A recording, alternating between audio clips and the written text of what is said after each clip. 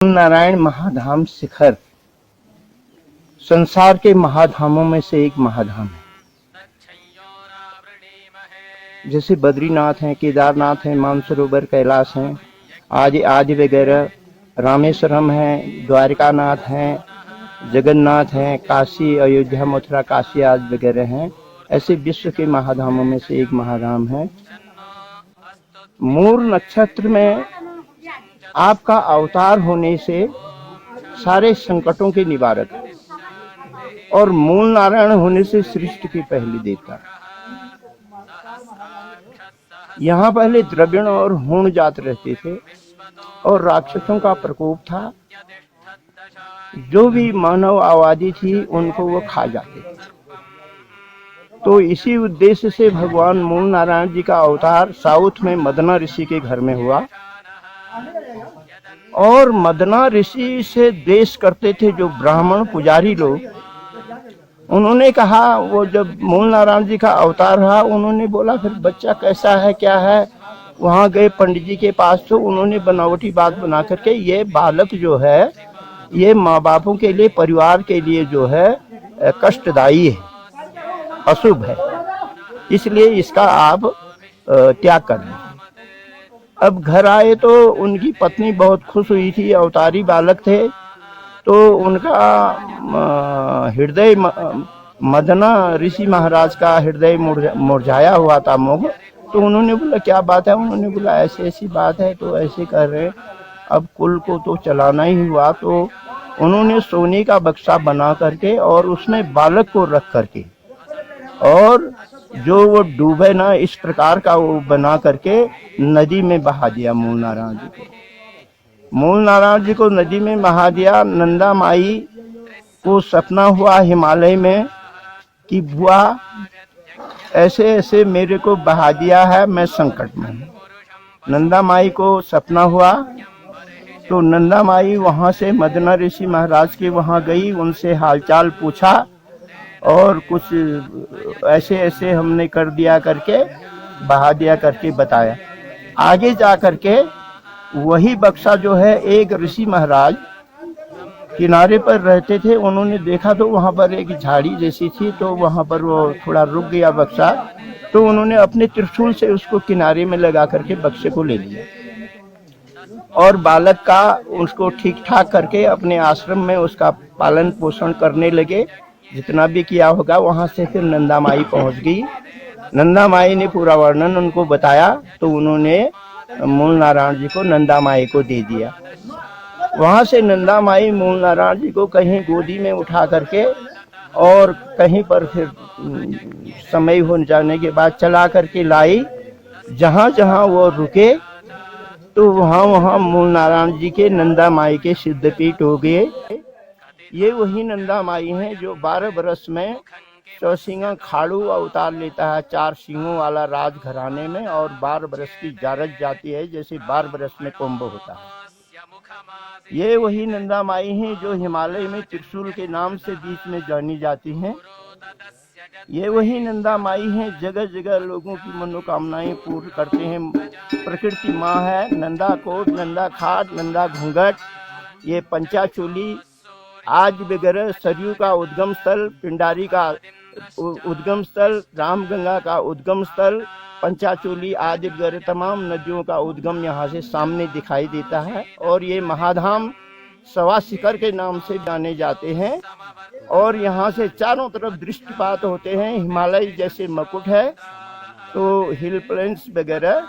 और तो यहाँ पर जब नंदा माई मूल नारायण जी को लाई तो मूल नारायण जी ने कहा मेरे को प्यास लगी, और प्यास लगने के बाद नंदा माई ने कहा इस सवा शिखर में कहाँ से पानी आएगा। तो उन्होंने कहा मैं एक फल जलेबी के नाम से चढ़ाता हूँ, जहाँ ये फल रुकेगा तो वहाँ पानी होगा। उन्होंने एक फल अपने इष्ट देवता के नाम पर चढ़ाया, तो वो फल लुढ़कते लुढ़कते जहाँ पर जल गुफा है, जल गुफा के पास रुक गया। लेकिन वहाँ क्योंकि चट्टान थी, तो उन्होंने अपना हाथ उठा करके ऐसे वो किया तो दरार फट गई और उस गुफा के अंदर जब नंदा माई गई तो वहाँ जल था और जलपान करके अंदर खाट है एक किला, तो उसमें थोड़ा देर विश्राम वगैरह किया उन्होंने। उसके बाद वो पानी ले आई। यहाँ लाने के बाद वो अकाल दुकाल आज वगैरह वो शक्तियों के जो घड़े थे 9 घड़े, तो उसमें से काफी घड़े जो है मूल नारायण जी के करने से टूट गए या तोड़ दिए। तो नंदा माई ने कहा ये घड़े कहाँ गए, तो उन्होंने बोला ऐसे ऐसे टूट गए ये करके। नंदा माई नाराज हो गई। उन्होंने बोला चलो हिमालय। मूल नारायण जी ने कहा मैं यहीं रहता हूँ और मैं हिमालय नहीं आता हूँ। तो नंदा माई हिमालय चली गई। और सामने आज भी यहाँ से दृष्टिपात होता है। नंदा कोट है, नंदा खाट है, नंदा घुघट है, बीच में बैठी हुई है वो जैसे चादर ओढ़ करके, और वो रंग भी बदलती हैं और कभी जेवर जैसा पहना हुआ दिखाई देती है आकृति, तो कहीं चादर ओढ़ी हुई जैसी, तो अलग अलग प्रकार से दिखाई देती है। जैसे अल्मोड़ा में भी नंदा माई का जो राज घराने का नंदा माई का मंदिर है, उसके ऊपर अंदर प्रवेश द्वार में गणेश जी का वो है, तो वह भी रंग बदलता है सुबह शाम दोपहर में। अल्मोड़ा में नंदा माई के मंदिर के ऊपर जो गणेश जी का है, तो इस प्रकार मूल नारायण जी यहाँ रह गए। तो ये बैकुंठ धाम है। पहले जमाने में वो ऋषिश्वरों की और भगवान लोगों का निवास स्थल था, तपोस्थली थी। तो आज भी कार्तिक पूर्णिमासी से एक दिन पहले बैकुंठ चतुर्दशी को यहाँ मेला लगता है और त्रयोदशी को संकट हरणी त्रयोदशी को भंडार में लगता है। त्रयोदशी व्रत करे हमेशा तन नहीं राके ताके रहे कलेसा। तो ये भंडार की महिमा है बजैन जी की। और फिर बैकुंठ चतुर्दशी को यहाँ मेला लगता है। जो लोग यहाँ पूजा अर्चना करते हैं, कोई किसी की संतान नहीं होती है या किसी को किसी प्रकार का संकट होता है, व्याधि आदि होती है, तो यहाँ रोते रोते आते हैं, भगवान को अपना दुख सुनाते हैं और फिर बाद में उनकी सबकी मनोकामना पूर्ण हो जाती है। और बैकुंठ चतुर्दशी को मेला लगता है। अभी पहले यहाँ कुछ धर्मशाले वगैरह आदि नहीं थे, मंदिर भी नहीं था और छोटा सा मंदिर था। और फिर पहले जमाने के लोगों ने फिर मंदिर बनाया, सपना अपना हुआ उनको 7 गर्भों ने। और उसके बाद जब वर्तमान में पहले एक बद्रीनाथ दास जी महाराज आए जो उदासीन अखाड़े के थे, उन्होंने मंदिर और गेटों का निर्माण किया और कई मंदिर बनाए। फिर भंडार में उन्होंने शरीर छोड़ दिया। उसके बाद करीब आते जाते मेरे को 50 साल हो गए, तो मैं यहाँ पहुँचा।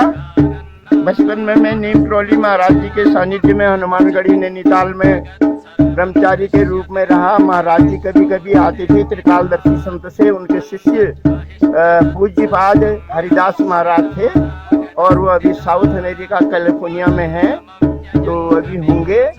और फिर उसके बाद हम इधर उधर जाते रहे। फिर हमने संन्यास लिया। हमारे सन्यासी गुरु हैं निवर्तमान शंकराचार्य और पूर्व आचार्य महामंडलेश्वर वेद वेदांताचार्य परिव्रजाचार्य पवाहरी स्वामी बालकृष्ण यति जी महाराज। तो उनके हाथ से हमारा विधिवत संन्यास हुआ और उसके बाद हम यहाँ के लिए आदेश हुआ। यहाँ की